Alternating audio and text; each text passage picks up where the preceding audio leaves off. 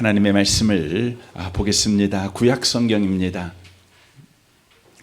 구약 성경 출애굽기 말씀입니다. 출애굽기 20장입니다.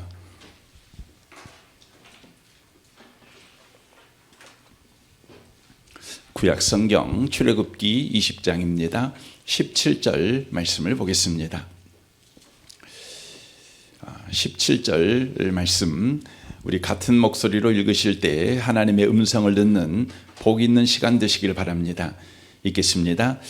내 이웃의 집을 탐내지 말라. 내 이웃의 아내나 그의 남종이나 그의 여종이나 그의 소나 그의 나귀나 물은 내 이웃의 소유를 탐내지 말라. 아멘. 아멘. 함께 예배하는 모든 분들 가운데 이 말씀의 축복이 함께 하시기를 주님의 이름으로 축원합니다. 읽은 이 말씀에 의지해서 모든 것이 은혜였소라는 제목으로 10계명 중 마지막 10번째 계명에 대해서 함께 말씀을 나누겠습니다. 오늘 말씀은 탐내지 말라라고 말씀하십니다. 여기에 탐내지 말라는 이 히브리의 뜻은 예부에 있는 것을 보고 자신에게 없는 것을 탐을 내지 말아라, 이렇게 이야기를 하고 있습니다. 그러니까 탐낸다는 이 히브리의 뜻은 예부에 있는 것을 보고 자신에게 없는 것을 탐을 내는 마음이라는 것을 알 수가 있습니다. 한문을 보면 견물생심이라는 뜻이죠. 무언가를 보고 그것을 갖고 싶어하는 마음을 바로 성경에서는 탐심이다, 이렇게 말씀합니다. 요즘 말로 말하면 홈쇼핑을 보다가 지름신이 임했다고 그럽니까? 그렇죠.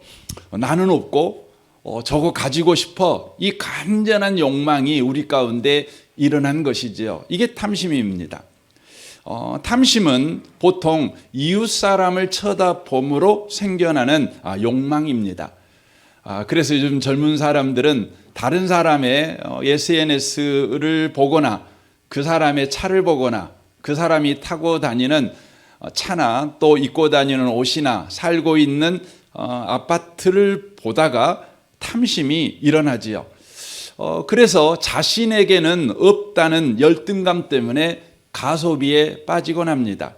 나는 뒤처지고 있어 라는 불안감과 조급함에 사로잡히곤 합니다. 그래서 전도서 7장에 보면 탐심을 가지면 어떻게 되는지를 이렇게 소개합니다. 탐욕은 지혜로운 사람을 어리석게 만들고 라고 말합니다.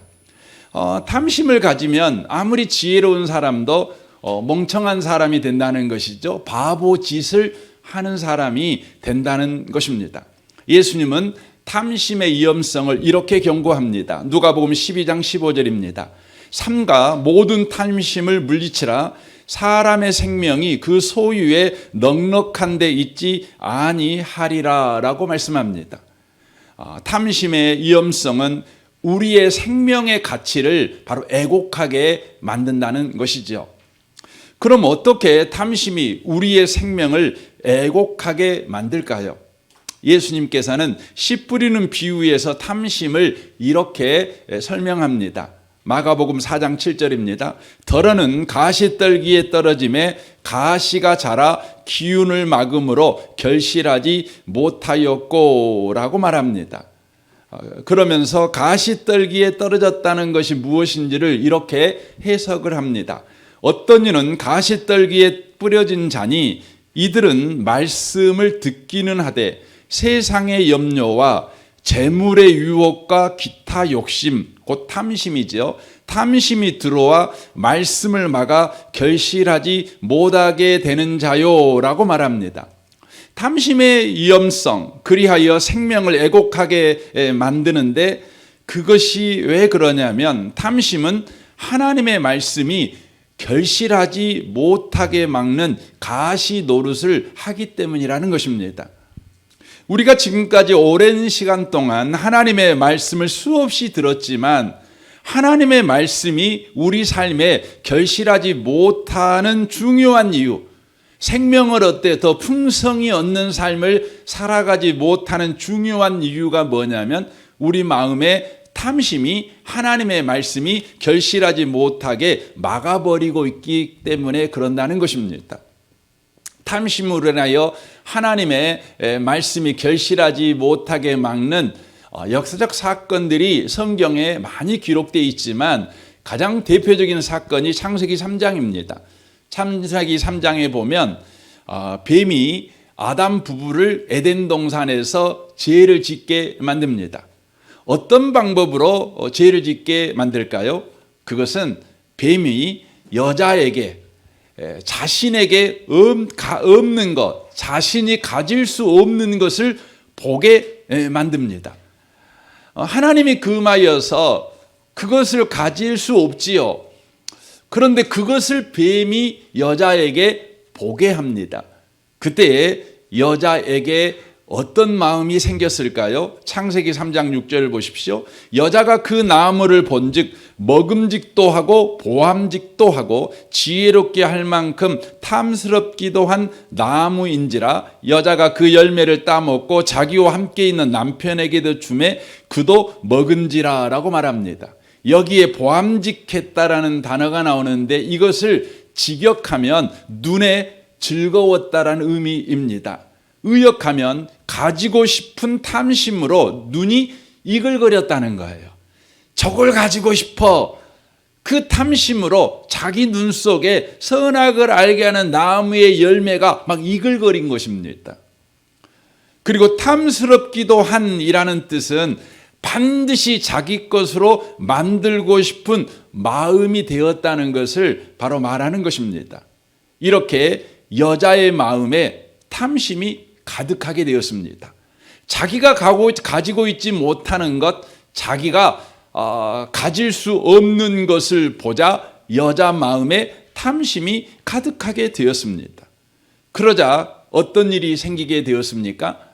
바로 에덴 동산의 모든 것을 네가 임의로 따먹어도 돼라는 하나님의 말씀이 생각나지 않는 겁니다. 그리고 선악을 금하는 하나님의 말씀이 그 마음에서 죽어버렸습니다. 탐심은 아담 부부의 마음에서 하나님이 주신 은혜의 말씀이 잊어먹어버리게 되었고 하나님이 금한 말씀이 그 마음에서 죽어버리게 되었다는 것이죠. 사랑하는 성도 여러분, 탐심은요, 하나님이 우리에게 은혜로 주신 말씀, 아니 하나님이 우리에게 은혜로 주신 것을 잊어먹어버리게 만들며 또한 하나님의 말씀을 우리 마음에서 죽여버리는 일을 하게 만든다는 것입니다. 그 이후에 사람들은 어떻게 살까요? 탐심이 그 마음을 주장하는 아담 부부의 후손들은 어떻게 인생을 살까요? 창세기 6장 2절을 보십시오. 하나님의 아들들이 사람의 딸들의 아름다움을 보고 자기들의 좋아하는 모든 자로 아내를 삼은지라 라고 말합니다. 여기 보면 하나님의 아들들이 나오죠. 이 하나님의 아들들이라는 의미는 어떤 의미겠어요? 이 사람은 주일날 예배당에 가갖고 예배드리는 사람이다. 어떤 문제가 생기면 기도하는 사람들이다. 성경을 읽고 성경 말씀을 듣는 사람들이다 라는 의미의 말이 들어가 있는 것이죠. 그런데 그 사람들이 들었던 하나님의 말씀대로 안 살아요. 왜 안 살까요? 하나님의 말씀을 들었지만 탐심이 그 말씀을 다 잡아먹어 버리는 것이죠. 그러니까 말씀대로 사는 것이 아니라 그들의 욕망대로 그들이 사는 것이죠. 어떻게 삽니까? 하나님의 아들들이 사람들의 딸들의 아름다움을 보고 자기들의 좋아하는 모든 자로 아내를 삼는지라 라고 말합니다. 여러분, 예수를 믿지만 하나님의 말씀을 들었지만 탐심이 그 마음에 있는 사람은 하나님의 말씀을 다 잡아먹어 버리고 하나님의 요구대로 인생을 사는 것이 아니라 자기의 탐심대로 인생을 살아간다는 것이에요.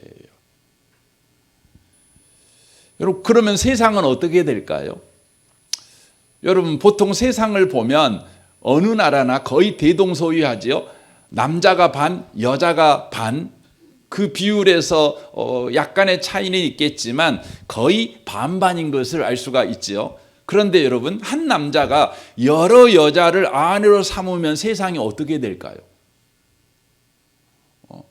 그러면 여러분, 장가 못 간 남자들이 세상에 가득하게 되겠죠. 그러면 남자들이 가만히 있을까요? 창세기 6장 11절을 보십시오. 그 땅에 그때에 온 땅이 하나님 앞에 부패하여 포악함이 땅에 가득한지라 라고 되어 있습니다. 포악함이 땅에 가득했대요. 여러분, 포악함이 땅에 가득했다는 것은 서로 자기가 원하는 여자를 자기 아내로 차지하기 위해서 포악해졌다는 것이죠. 여러분, 포악이라는 말은 굶주린 짐승처럼 배를 채우기 위해서 잔혹하게 폭력을 바로 휘둘리는 것이죠. 그래서 닥치는 대로 죽여버리고, 닥치는 대로 강도질하고, 닥치는 대로 여러분 폭력을 행사하고 절도하는 모든 행위를 바로 이야기하고 있는 것입니다. 바로 세상이 무법천지가 되어버린 것이죠. 야고보서 4장 1절을 보십시오. 너희 중에 싸움이 어디로부터, 다툼이 어디로부터 나느냐? 너희 지체 중에서 싸움은 정욕으로부터 나는 것이 아니냐? 너희는 욕심을 내어도 얻지 못하여 살인하며 시기하여도 능히 취하지 못함으로 다투고 싸우는도다. 탐심에게 붙잡힌 자들이 탐심대로 살아가지 못하니까 어떻게 했다는 것이죠? 서로 죽였다는 것이죠. 서로 시기했다는 것이죠. 서로 넘어뜨렸다는 것이죠.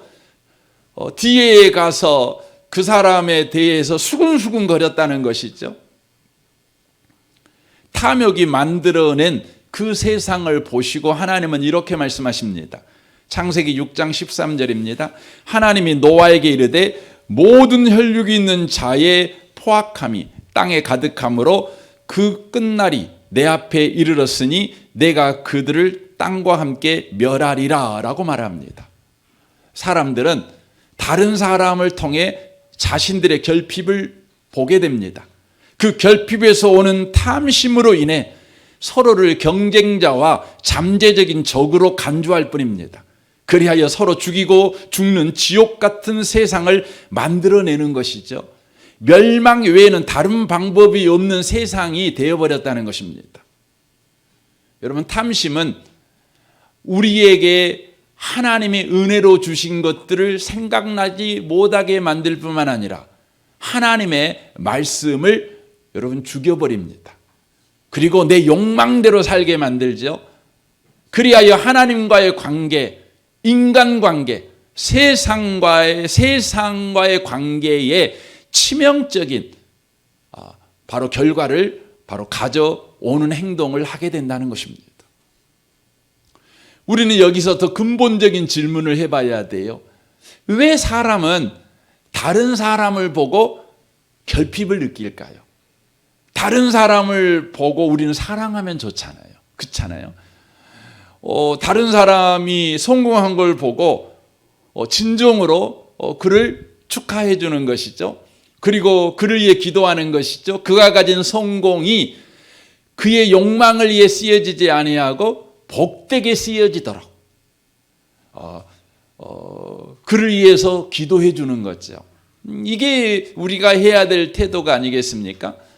그런데 왜 사람은 사람을 보면 여러분 탐심이 생길까요? 여러분은 20평 아파트에 사는데 여러분의 동창은 50평 아파트에 살아요. 그러면 여러분 마음에 어떤 일이 벌어지죠? 탐심이 일어나는 겁니다. 왜 사람이 그럴까요? 그 이유를 로마서 1장에서는 이렇게 소개합니다. 21절 보십시오.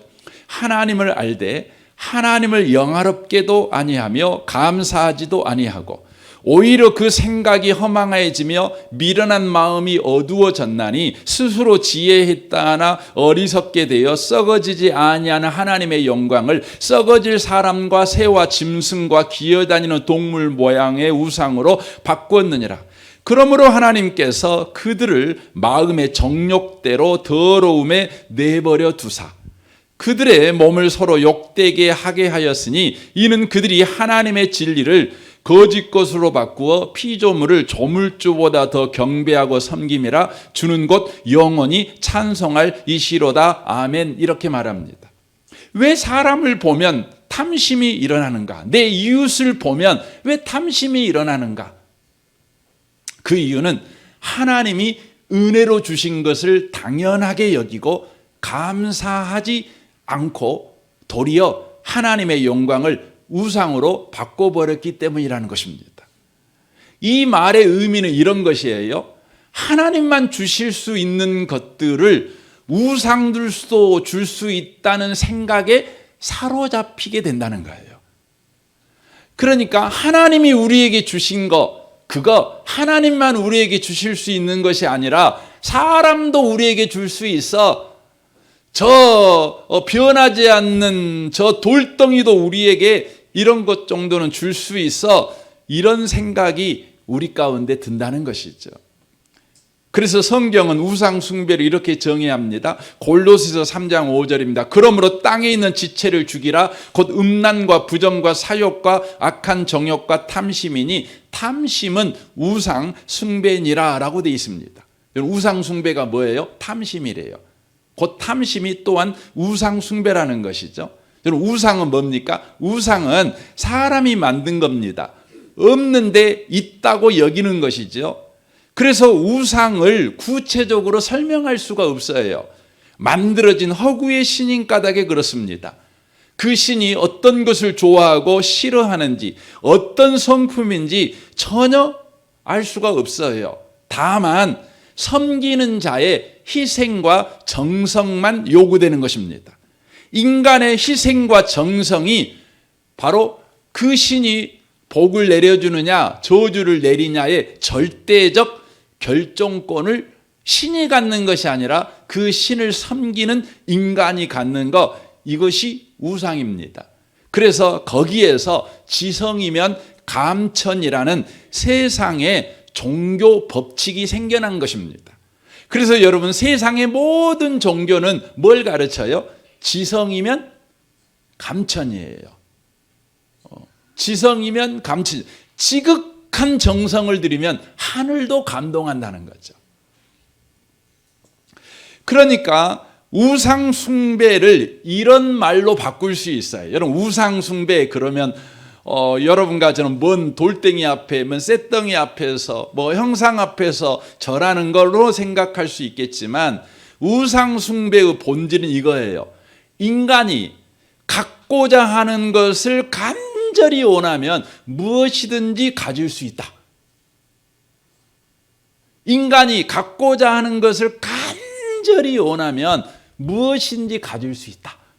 이게 뭐예요? 이게 탐심이에요. 이걸 성경이 뭐라고 그래? 우상숭배라고 그렇죠.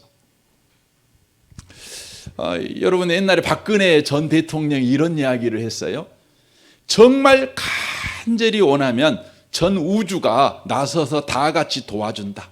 그리고 꿈이 이루어진다. 한때 세계적으로 유명했던 책이 한 권이 있습니다. 시크릿이라는 책입니다. 저도 이 책을 읽어본 적이 있어요. 근데 그 책에 보면 이런 내용이 있어요. 간절히 소망하고 이미 이루어졌다고 믿으면 끌어당김의 법칙에 의해 우주적 힘이 그것을 자신에게로 끌어온다. 이렇게 가르칩니다. 연금술사라는 책에서도 이런 글이 있죠. 자네가 무언가를 간절히 원할 때 온 우주는 자네의 소망이 실현되도록 도와준다네 라고 말합니다. 여러분, 이게 우상숭배잖아요. 이게 미신이거든요. 근데 이게 뭐예요? 탐심이에요. 여러분과 저도 그런 이야기 많이 듣잖아요. 네가 그렇게 사는 이유는 뭐냐면 너에게는 간절함이 없기 때문에 그래. 그래요? 그것이 되고자 하는 간절함이 없기 때문에, 그것을 가지고자 하는 간절함이 없기 때문에 너는 그것을 가지지도 못하고 너는 그런 사람이 되지도 못해. 너에게 부족한 건 간절함이 없는 거야. 여러분 그런 이야기 듣잖아요. 여러분 이게 뭐예요? 이게 우상숭배예요. 이게 탐심이에요. 그러니까 로마서 1장에서 말하는 말이 뭐냐면 하나님이 우리에게 주신 것 감사하지 않고 인간이 스스로 간절히 원하면 무엇이든지 가질 수 있어. 바로 이 생각이 우리를 지배하게 되었다는 것이죠. 여러분 간절함이 없다. 이것을 무당들이 가장 많이 하는 말로 바꾸면 뭐예요? 정성이 부족하다 이 말이에요. 정성이 부족하기 때문에 복을 받지 못한다는 것이죠. 바꿔 말하면 인간이 갖고자 하는 간절함과 정성이 있다면 흉도 길로 바뀌고 화도 복으로 바꿀 수 있다는 거죠. 여러분 과연 세상은 인간의 정성과 간절함 곧 탐심으로 살만한 세상을 만들 수 있을까요? 성경은 이렇게 말합니다. 로마서 1장 26절입니다. 제가 메시지 성경으로 보겠습니다. 상황은 더 나빠져 그들은 하나님 알기를 거부하면서 곧 사람이 어떠해야 하는지 잊고 말았습니다. 여자는 여자가 어떠해야 하는지 잊었고 남자는 남자가 어떠해야 하는지 잊어먹어 버렸어요. 지금 여러분 대한민국의 상황이 그렇고 지금 미국도 그렇고 유럽도 그렇고 지금 전 세계 사람들이 동일하게 여러분 갖고 있는 생각이 뭐죠? 인간이 좀 더 노력하면, 인간이 좀 더 간절해지면, 인간이 좀 더 집중하면 여러분 세상을 유토피아로 만들 수 있다는 거예요. 그런데 어떻게 되죠? 세상은 점점점 상황이 안 좋아져요. 여러분 가장 심각한 것 중에 하나가 뭐죠? 사람이 사람의 정체성을 잃어버리고 있는 거예요. 사람이 뭔가. 남자가요. 요즘 남자가 뭔가.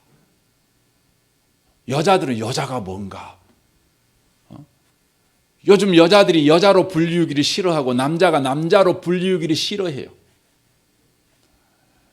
남자가 남자답다는 것이 뭔지, 여자가 여자답다는 것이 뭔지를 몰라요. 그래서 여자들은 남자를 극복해야 된다.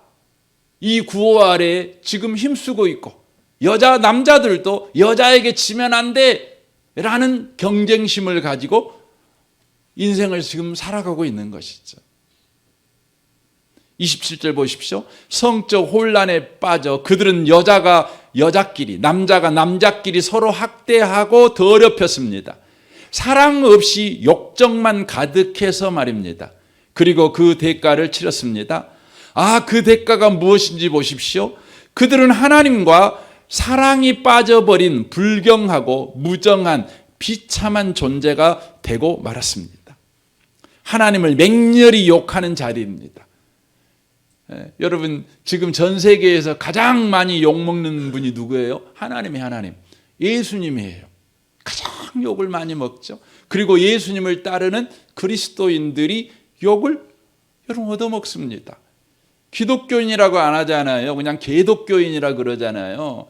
여러분 그냥 목사라고 안 해요. 먹사라고 그런던가? 그럽니다.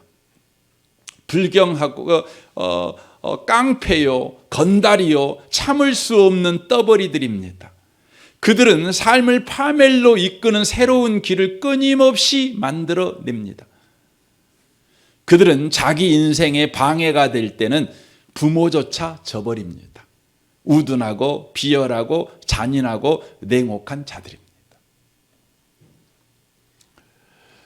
우리는 여기서 멈춰야지요. 더 이상 인간이 탐욕에 붙잡혀 내 이웃을 대해서는 안 되지요.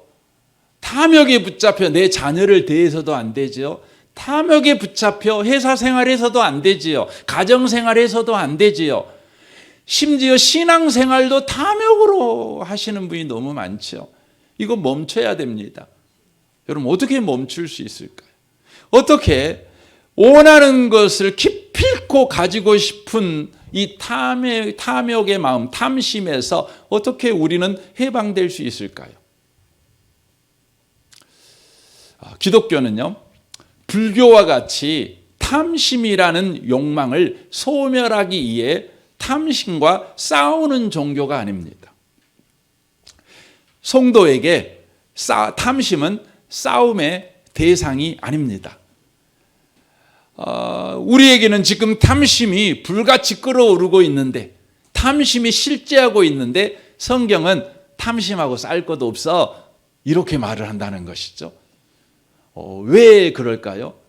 여러분, 불교에서는 자기 안에 있는 탐심, 욕심, 욕망, 이것을 여러분 해결하기 위해서 노력하잖아요. 그래서 수없이 다양한 방법을 쓰지 않습니까?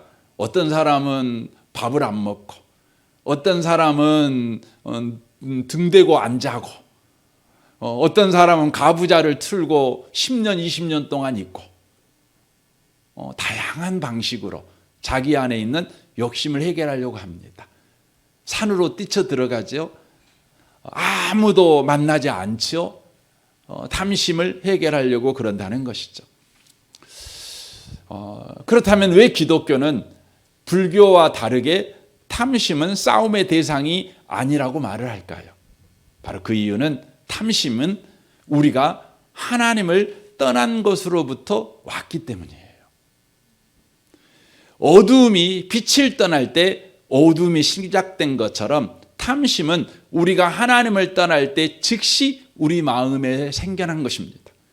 그러므로 어둠을 해결하기 위해서 어둠과 싸울 필요가 없지요. 여러분, 밤에 어둠아 물러나라고 어둠하고 권투하는 사람을 보면 여러분, 그건 뭔지요? 바보짓이죠. 여러분, 어둠하고 싸울 필요가 없지요. 어떻게 하면 돼요? 불 켜면 돼요. 불 켜면 즉시 어둠은 해결됩니다. 탐심도 마찬가지입니다. 탐심과 싸울 필요가 없습니다. 하나님께 돌아가면 되는 것입니다. 빛에 의해 어둠이 순식간에 해결되는 것처럼 하나님에 의해 탐심은 순식간에 해결됩니다. 그래서 믿음의 사람들은 이렇게 기도했습니다. 시편 119편 36절입니다. 내 마음을 주의 증거들에게 향하게 하시고 탐욕으로 향하지 말게 하소서. 내 눈을 돌이켜 허탄한 것을 보지 말게 하시고 주의 길에서 나를 살게 하소서. 주를 경외하게 하는 주의 말씀을 주의 종에게 세우소서라고 말합니다. 바울은 이렇게 고백하지요. 빌립보서 4장 11절입니다. 내가 궁핍함으로 말하는 것이 아니니라 어떠한 형편에서든지 나는 자족하기를 배웠노니 나는 비천에 처할 줄도 알고 풍부에 처할 줄도 알아 모든 일 곧 배부름과 배고픔과 풍부와 궁핍에도 처할 줄 아는 일체의 비결을 배웠노라. 내게 능력 주시는 자 안에서 내가 모든 것을 할 수 있느니라 라고 말합니다. 바울은 다른 서신에서 그리스도 안에서라는 표현을 자주 씁니다. 그런데 여기 빌립보서 성경에서는 그리스도 안에서보다 더 구체적인 표현을 쓰는데 바로 그 표현이 내게 능력 주시는 자 안에서라는 표현입니다. 바울은 내게 능력 주시는 그리스도 안에 있으면 바로 탐심을 이긴다. 탐심을 이기고 만족할 줄 아는 일체의 비결을 배우게 된다. 이렇게 고백하고 있습니다. 이 일체의 비결을 현대인의 성경에서는 이렇게 번역합니다. 어떤 경우에도 스스로 만족하게 생각하는 비결이라고 되어 있습니다. 어떤 경우에도 동창을 만나도 그렇죠. 내 이웃을 만나도 스스로 만족하죠. 그 사람 때문에 내 안에 탐심이 일어나는 것이 아니라 도리어 내가 하나님에게 은혜 받은 사람이라는 것이 생각나요. 이런 비결을 어떻게 해서 갖게 되었냐면 내게 능력 주시는 자 안에 있으니까. 여러분, 내게 능력 주신 자 안에서. 그러니까 이 말은 뭡니까? 예수님은 우리에게 능력을 공급해 주시는 분이라는 거죠. 그러니까 저와 여러분이 내게 능력 주신 자 안에서라는 말을 할 때, 그럼 어떻게 내가 그리스도 안에 들어갈 수 있나요? 이렇게 질문할 때에 그 질문은 이렇게 말할 수 있는 거죠.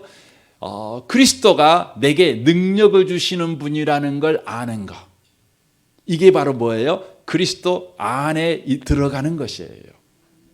내게 능력을 주시는 분이라는 걸 알 때에. 이것을 총체적으로 우리는 이런 표현을 쓰죠. 예수님은 내게 은혜를 주시는 분, 이렇게 표현하는 것이죠. 그래서 빌립보서 4장 18절에서 바울은 이런 고백을 합니다. 내게는 모든 것이 있고 또 풍부한지라 라고 말합니다. 그가 그리스도 안에 있는 까닭에 그렇죠. 바울은 자기 인생을 보며 이렇게 고백합니다. 나는 사도 중에 가장 작은 자라. 나는 하나님의 교회를 박해하였으므로 사도라 칭함받기를 감당하지 못한 자니라. 그러나 내가 나된 것은 하나님의 은혜로 된 것이니 내게 주시는 그의 은혜가 헛되지 아니하여 내가 모든 사도보다 더 많이 수고하였으나 내가 한 것이 아니요 오직 나와 함께 하신 하나님의 은혜로다. 그러니까 내게 능력 주시는 자 안에 있는 삶은 어떻게 가능하냐면 오직 나와 함께 하신 하나님의 은혜로다.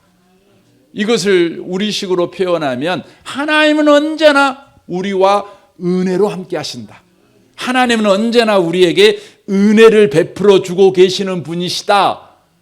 이것을 저와 여러분이 받아들이는 것이 하나님께 돌아가는 것이요 탐심을 이기는 바로 핵심되는 무기라는 거예요. 저는 이 아침에 오신 여러분들이 하나님이 여러분을 은혜로 대하시고 있다. 하나님이 여러분에게 은혜로 함께하고 있다. 이것을 받아들이는 분들이 꼭 되시기를 바랍니다. 이것이 이 자본주의 사회에서 탐심을 이기며 하나님의 말씀을 쫓아 생명을 얻고 더 풍성히 얻는 삶을 살아가는 방식입니다. 김현철이라는 교수님이 계셔요. 김현철. 이름이 흔한 이름인데 이 교수님은 전 세계에 3명밖에 없는 학자입니다. 3명밖에 없는 학자입니다. 굉장히 세계적인 학자라는 의미입니다. 우리나라 사람인데요. 어떤 부분에서 그러냐면 이분은 의사인데 경제학자입니다. 의사이면서 경제학자인 사람은 전 세계에 3명밖에 없대요. 대단하죠. 대단하죠. 이분은 미국 코넬 대학교, 굉장히 유명한 대학교죠. 거기서 경제학 교수로 재직하다가 현재는 홍콩 과학기술대학교에서 경제학과 교수로 재직 중에 있습니다.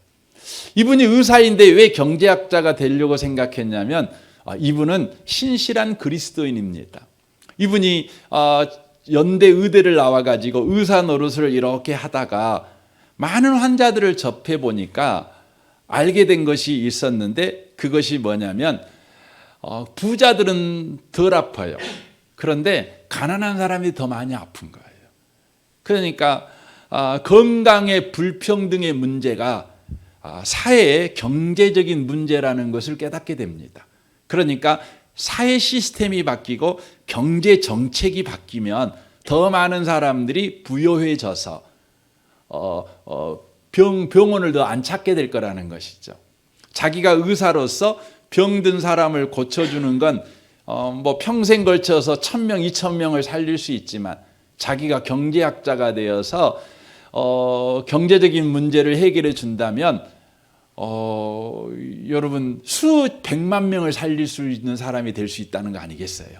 그래서 이분은 의사이면서 경제학을 공부하기로 해서 이분이 콜롬비아 대학을 나와서 경제학자가 되었어요.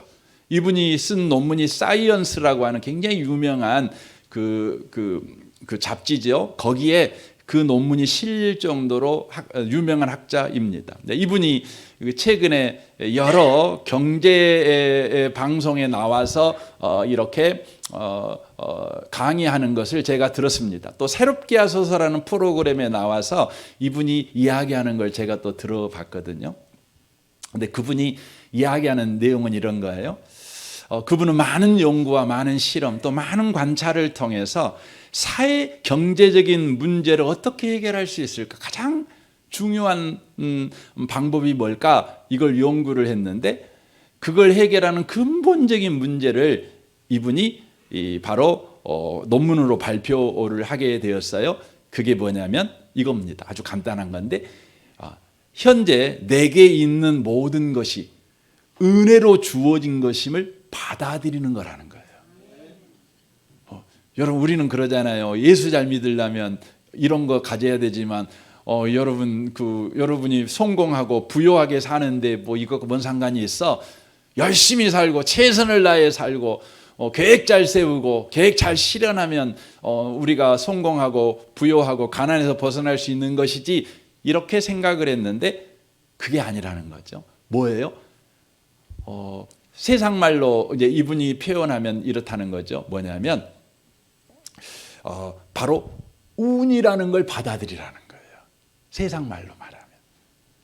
네.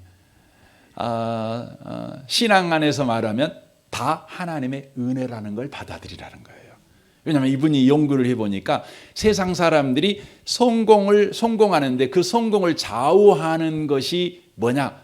50%가 그가 어느 나라에 태어났는가, 30%가 어느 부모 밑에서 태어나 그 부모의 좋은 유전자를 받았는가, 그거죠. 그리고 이제 벌써 그 몇 퍼센트입니까? 80%잖아요.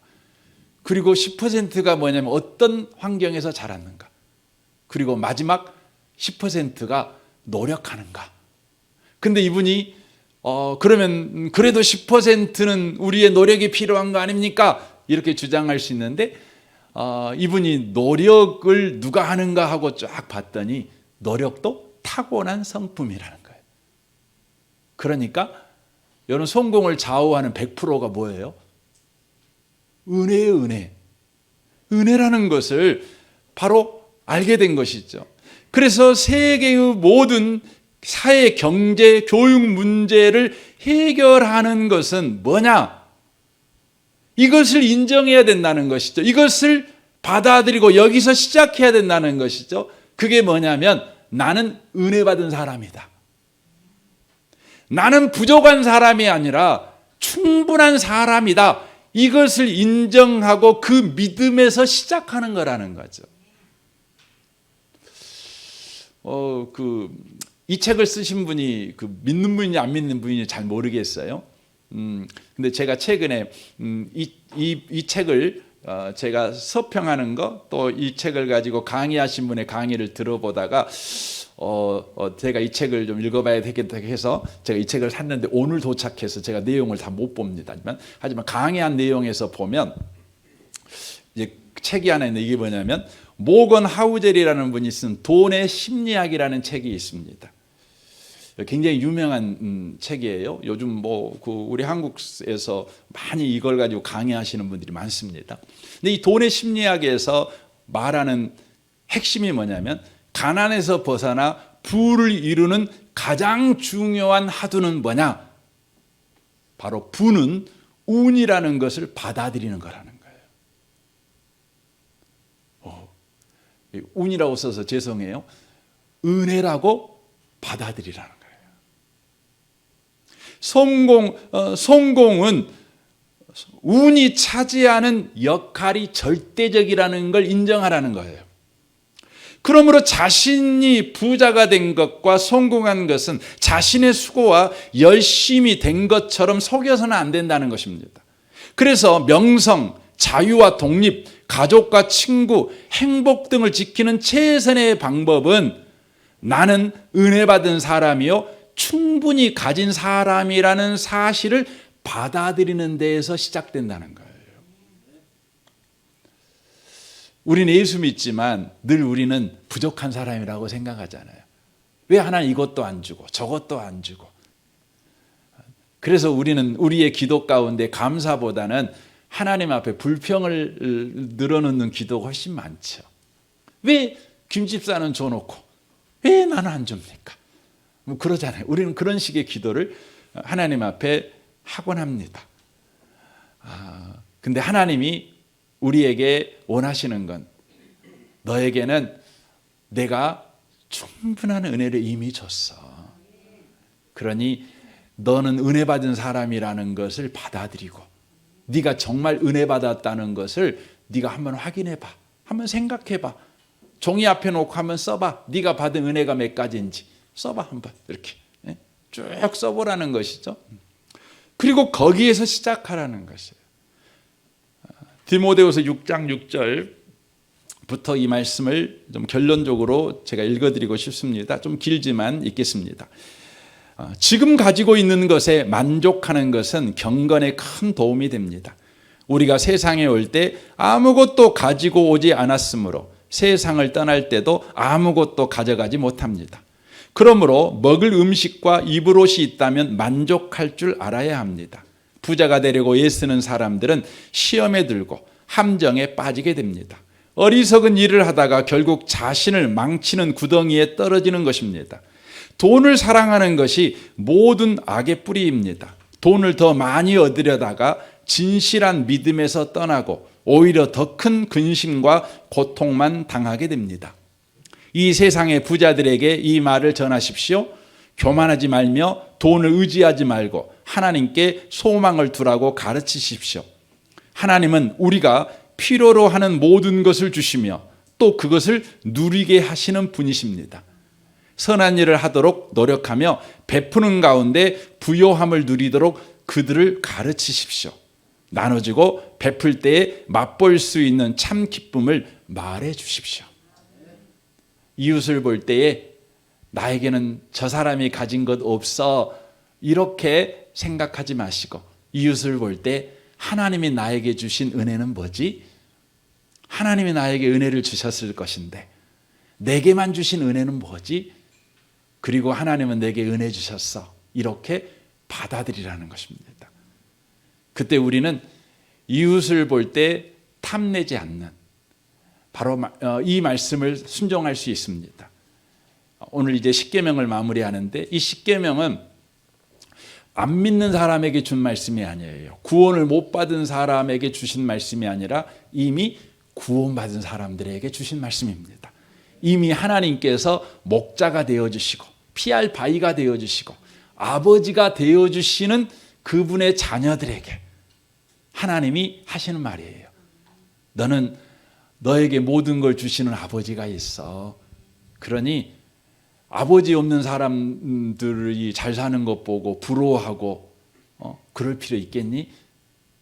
아버지가 있으니 너에게는 필요한 것이 다 있단다. 거기서 네 인생 시작하렴 이렇게 말하는 것입니다. 오늘 이 소리가 하나님의 음성으로 들리셔서 이 말씀이 여러분을 자유케 하는 복 있는 말씀이 되시기를 주님의 이름으로 축원합니다. 아멘. 우리 같이 이 시간 기도하겠습니다.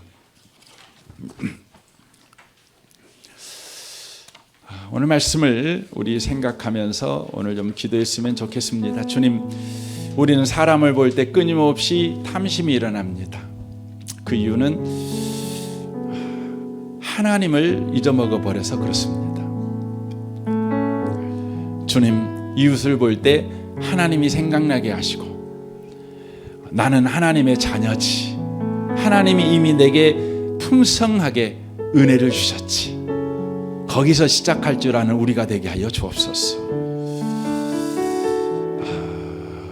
우리 시간 같이 한번 이 부분을 놓고 기도했으면 좋겠습니다. 기도하겠습니다. 오 하나님 아버지 감사합니다. 우리는 이웃을 볼 때에 탐심이 일어납니다. 내게 없는 것이 그에게 있을 것을 보면서 우리는 불안합니다. 열등감이 생겨납니다. 조급해집니다. 그래서 가소비를 하게 되고 또 조급하게 어리석은 결정을 하게 되곤 합니다. 주님, 이제 우리가 하나님의 자녀인 것을 기억하는 자 되게 해주십시오. 하나님이 함께 해주고 있는 인생, 하나님이 은혜를 베풀어 주고 있는 인생을 살고 있다는 것을 기억하고 거기에서부터 시작하는 우리가 되게 하여 주옵소서. 주님을 찬양합니다. 변하는 계절의 모든 순간이 당연한 것 아니라 은혜였어. 당연한 것 아니라 은혜였어. 내가 이 땅에 태어나 사는 것, 내가 이 땅에 태어나 사는 어린아이 시절과 지금까지 어린아이 시절과 지금까지 숨을 쉬며 살며 꿈을 꾸는 삶, 숨을 쉬며 살며 꿈을 꾸는 삶 당연한 것 아니라 은혜였소. 당연한 것 아니라 은혜여 내가 하나님의 자녀로 살며 내가 하나님의 자녀로 살며 오늘 찬양하고 예배하는 삶, 오늘 찬양하고 예배하는 삶 복음을 전할 수 있는 축복이 복음을 전할 수 있는 축복이 당연한 것 아니라 은혜였소. 당연한 것 아니라 은혜여 모든 것이 은혜, 모든 것이 은혜,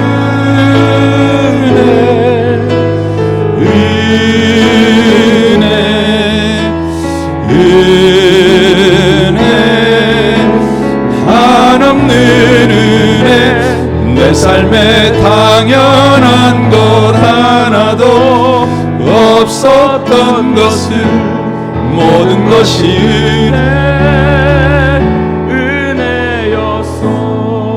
은혜였어 그렇습니다. 주님, 모든 것이 은혜입니다.